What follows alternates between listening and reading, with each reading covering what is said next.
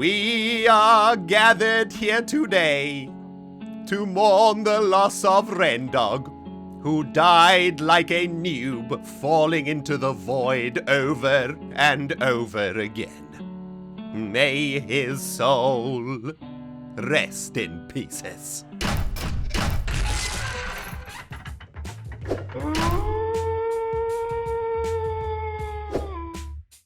Greetings, cyberdogs and citizens of the interbubs, and welcome back to episode 9 of the Sky Factory 3 series with ReNDoG and Xisumavoid. Although today, you just got the ReNDoG.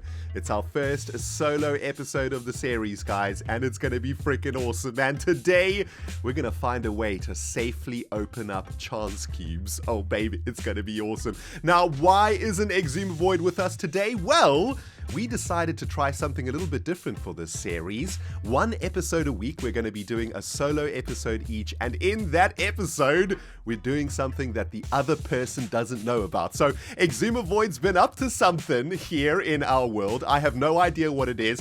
You guys want to check out what he's done, head over to his channel at the end of this episode and watch his episode, and then the next time X and I come together, we can show off to each other what we've been up to.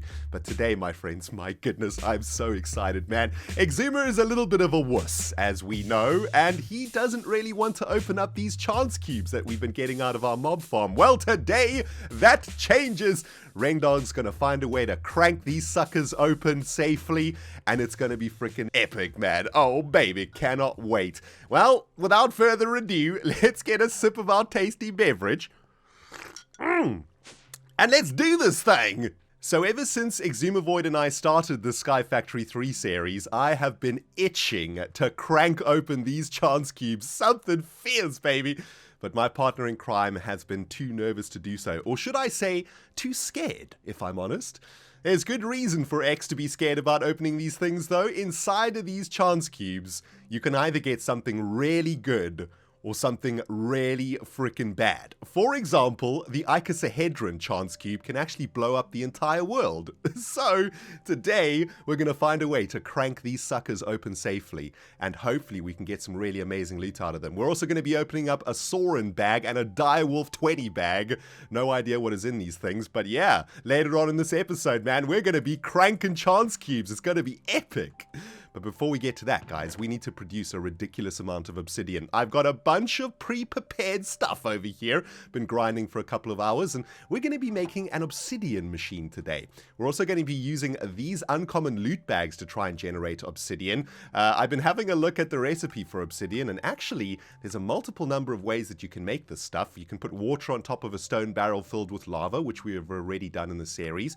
And on top of that, we can get obsidian out of uncommon loot bags. So here's what we're gonna do, okay? I'm gonna set up an obsidian factory, and we're gonna be cranking open all of these uncommon loot bags, and we're gonna see how much obsidian we can get from each. If we can generate more obsidian from the loot bags, then maybe what we can do is set up some sort of an uncommon loot bag opening system down there, which will crank these suckers open. I've spent a while opening them already to see if you can actually get obsidian, and yes, we can get obsidian. But I'd like to do a little experiment with you guys today to see if my brain is capable of setting up a very simple, automatic obsidian producing factory machine of sweetness. Alright, brain, I know it's 7:30 in the morning and you haven't quite woken up yet, but it's time to get technical and to explain to these fine people what the jazz is going on over here. Check it out, guys. I'm kind of proud of this, man. It's looking awesome.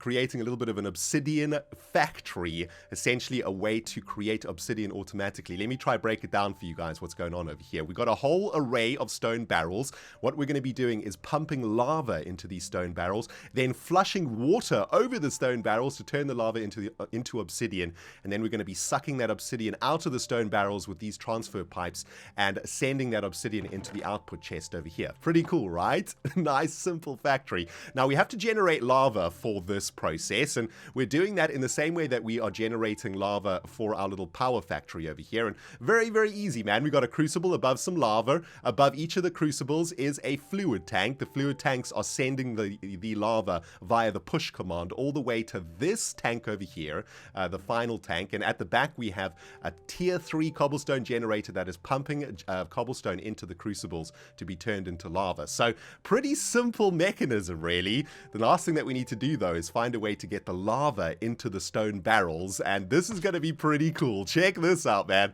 I have exposed the butts of these stone barrels, and I've got some of these transfer pipes over here, and I thought what we could do is just simply set up a nice little pipe array. One of my favorite things about playing modded is pipage. I love it, man. It is so much fun. Anyway, let's collect up all of these stone barrels like this, and then I suppose we can connect them to the input pipe. So this pipe is going to be bringing lava down here, right? So let's bring this like this, and probably for neatness sake, I suppose we should probably bring it like that and like so. And I know it's not really that neat, but we're doing our best. And then we can connect the pipes like that. Okay, sweet. So the lava from our little lava generation facility should now be filling up the stone barrels. Let's have a look. Yeah, baby, that is filling up with freaking lava. Beautiful. Now all we need to do is find a way to automatically flush water over these stone barrels, and we're gonna have obsidian. Nice. Ladies and gentlemen and friends from all over the world, there has been some off-camera derpage. As you can see, I have died multiple times in this position over here, and I'm not proud of it, man. I was on the server last night doing some grinding, and I wasn't recording, and I jumped down from the top platform to the mob platform, and I missed the ladder, and I splattered ass. When I respawned, of course, I respawned in my old spawning position up at the wooden platform, which was up here somewhere, and I hadn't reset my spawn position, so basically I just ended up falling into the void over and over and over again. Luckily, Xisuma has been hard at work down here. I don't know what's cranking down here, man. It looks crazy, but I managed to press backwards and land on the very edge of Xisumavoid's build down there, so he kind of saved my butt there, or else I would have just been continually spawning into the void and dying. But yeah, a little bit of a derpy mistake, I must say. However, I've got a solution for this. I have found something in a loot crate that is going to, well, stop me dying from falling ever again. Check it out. Picked myself up a pair of slime boots, and slime boots are awesome. They make you bounce when landing. So instead of taking fall damage, you bounce like this, right? Pretty sweet, right? So check it out. This is where I died. I tried to like jump down here quickly, and yeah, I splattered ass. So if I got slime boots on, check this out, man. I'm just gonna go like this. Boom. No, no, no, no, no, no, no. Derp! Never before in the history of humanity has one derped so hard in front of so many. Jeez, guys, that was some embarrassing jazz. Can we just keep that one between us? Is that possible? That was one of the biggest face palms I think I've ever freaking had. Thank goodness Xisuma wasn't here. I'd never hear the end of that. Seriously, man. Anyway, let's move on very swiftly, shall we? Take a look at our obsidian farm. It is coming along real spicy. I've added some glass above our stone barrels because actually turns out stone barrels collect rain, and that rain replaces the lava down there, thus breaking our machine. Now, I found a very smart way to get water flowing over our stone barrels. Check it out, using some good old-fashioned vanilla redstone action. Oh, you think the ReNDoG's brand new? Well, I'm pretty new, but I'm not that new. Anyway, we're using some pistons over here to hold back a water source. We got a redstone torch powering those pistons, and when we hit this button down here, we're going to send a redstone signal into this block, turning off the redstone torch and triggering the pistons to retract for a few seconds, thus flushing a little bit of water over our stone barrels. And in theory, that should generate obsidian. Shall we give this guy a test? Are you guys ready? Let me see if I can redeem myself after that mega derp over there. Alright, hit the button. Redstone turns off. Water flushes over the stone barrels. The obsidian is being created. And yes, it's getting sucked out of the barrels. That's excellent. So we should see a bunch of obsidian over here. Yes, 13 obsidian. That is awesome. Okay, so we have an obsidian generating machine. Step 1 toward about making a safe place to crank open chance cubes, step 2 is to generate an insane amount of obsidian. So this is probably going to be a little bit of waiting on my behalf. I think we can speed this up, though, a little bit over here. Guys, check it out. I've set up, let me just get an item transfer node and some transfer pipes. I've set up a little bit of a bag opener over here, and the theory is inside of these uncommon loot bags, we should be able to get a ton of obsidian. So this is what I want to do. I'm going to crank a bunch of these loot bags into the loot bag opener, and then I'm going to suck all of the contents out of the loot bag opener. I think I'm going to have to raise it one, though. There we go. Let's raise this one like this. So the theory is this little loop should be opening up the loot bags, then sending the loot back into this storage crate, and in that array of loot should be obsidian. Let's see if this is cranking. There we go. Okay, so this is starting to open the loot bags. Very good. And the items should be sent back to this position, and hopefully once this little cycle has completed, we will have a butt ton of obsidian in here. All right, let's see. How much obsidian can we generate out of our obsidian factory and our little uncommon loot bag opening machine?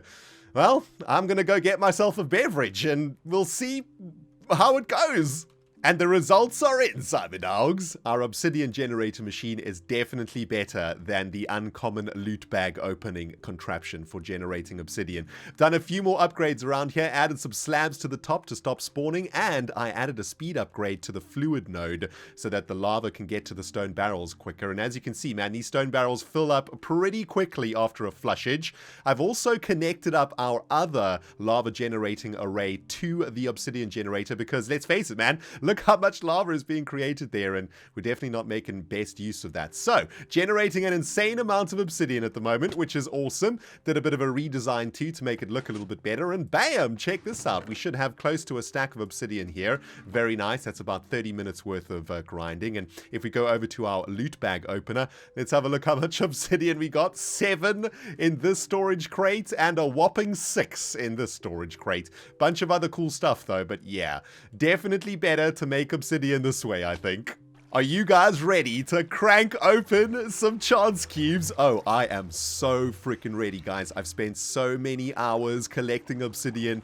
It's starting to make my eyes bleed, and it's all gonna be worth it.